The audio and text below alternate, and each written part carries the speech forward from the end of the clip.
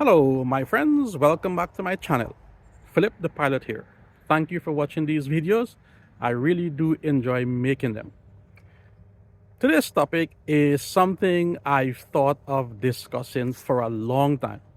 And I think this is the appropriate time to do it given the busy travel season. The most annoying thing for us pilots when we fly commercially is to watch people act as if TSA just automatically materialized in front of them out of nowhere. You get the impression that TSA hasn't been around for almost 20 years. They show up totally unprepared for the process. Today, I will tell you how pilots quickly navigate TSA. And yes, for those of you who are pilots, you are aware that we have special privileges that allow us to navigate TSA quickly. This video is not for you. This video are for ordinary people who fly on a regular basis. All that is required to get through TSA quickly is advanced planning or forward thinking. You don't want to be one of those people who get to the TSA line only to figure out that you don't have your ID ready, you don't have your computers or laptop easily accessible, and as a result, you are subject to those angry stares of those standing behind you. I will tell you how to avoid those stares and how to quickly navigate TSA.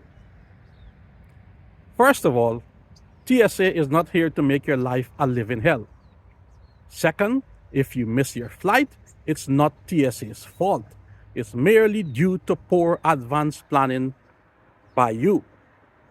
So here is how you plan in advance to avoid those nasty stares. It starts at home. Most airlines will allow you to check in 12 to 24 hours prior to your flight. Check in 12 to 24 hours before your flight. Do it. You will get an email or a text message with a link. Once you download your boarding pass, take a screenshot of it. While you're on your phone, turn your auto rotate off and increase your phone's brightness to maximum. This will prevent the phone from turning once you go to scan it at the TSA counter, and it will allow the TSA machine to read your ticket faster since your phone will be on maximum brightness. The reason I told you to take a screenshot of it is you don't want to be that person going through the TSA line trying to find that email or trying to find that text messages to locate that link to download that boarding pass. Because at the same time, your phone is cycling between you, whoever your local carrier is, and the airport Wi-Fi. It takes longer to do that.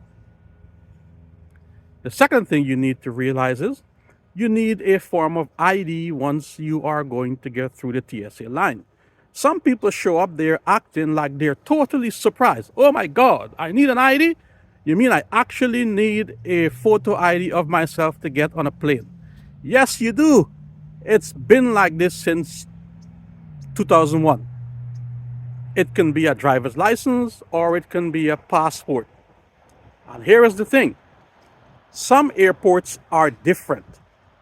Sometimes, based on the time of the day, the TSA agent may only scan your ID and not your boarding pass. In other cases, they may scan your boarding pass and not your ID. In some cases, they may scan both. Because you need an ID or a boarding pass, why not have both of them ready for the TSA agent? Because you have no idea what is it the TSA operations will be on that day of your flight. Packing. I made a video on how to pack as a pilot. You should go watch that video. You know TSA will tell you if you have anything bigger than a cell phone, it needs to be removed from your luggage. Yet, people pack their laptop, their iPad, and any other devices that's larger than a cell phone with their toiletries and their clothes. The end result is they get to the TSA scanning machine and they are diving in their bags trying to locate these items. What I do and most pilots do is to pack our laptops and our iPads in a separate part of our luggage. We always keep them together. We don't put them in separate places, nor do we put them with our clothes and toiletries. This way, they are easily accessible. And most traveling bags have a separate storage compartment for laptops and or iPads. Make use of it. Dressing. You are literally going from your house to the car to the airport. Why are you tying your shoes? Simply readjust your laces so as to prevent them being a trip hazard. I do that. I don't care if your drive is 5 minutes, if it's an hour and 50 minutes. I don't care how long it is. Don't tie your shoes if you're wearing a shoes with lace, because when you get to the TSA line, you will need to remove those shoes, and it's very easy to just slip them off unless you're wearing a slip-on. And you really don't want to wear a slip-on a flight in the event of an emergency.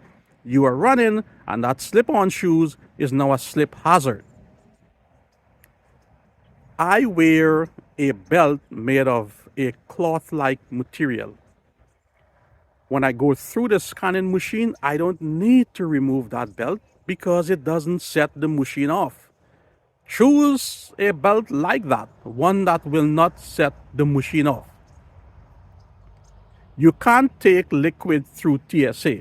That is to say, if you have a water bottle, you cannot take it through TSA with water in that bottle. If you have a cup with water in it, you cannot take it through TSA. Either drink it or dispose of it before you get to TSA. You can't go through TSA with stuff in your pocket, whether it is change, dollars, whatever. You have to empty your pockets. After you use your ID and your phone to get through TSA, stick it in your bag.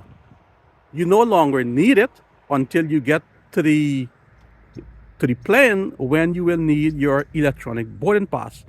Put it in your bag and send your bag through the machine. You don't have to stand there fumbling with it, trying to figure out, oh, what should I do with it? Stick it in your bag. You don't need it. Yeah. And I know I sound like I'm ranting here. It's because I'm frustrated. I have no idea why is it people can't seem to get through TSA quickly. Why they cannot understand the concept of security and the purpose of TSA. Okay. So we talked about getting your phone ready, getting your boarding pass, dressing properly, including choosing the right belt, not tying your shoes, or if you choose to use a slip-on shoes. And let's say you do all this great stuff and you get to the TSA line and things are really going slow still. Sometimes that's not the fault of the persons working at TSA. It just happened to be a busy day. There is no reason for you to get mad or frustrated with the good men and women working at TSA. Bear in mind that they are like you. They want to be at home with their families for the holidays. Instead, they are there trying to get you to your family. If you're wearing a watch, take the watch off. It's probably going to set the machine off. And if you don't want to take the watch off, put it in your bag and have it go through the machine.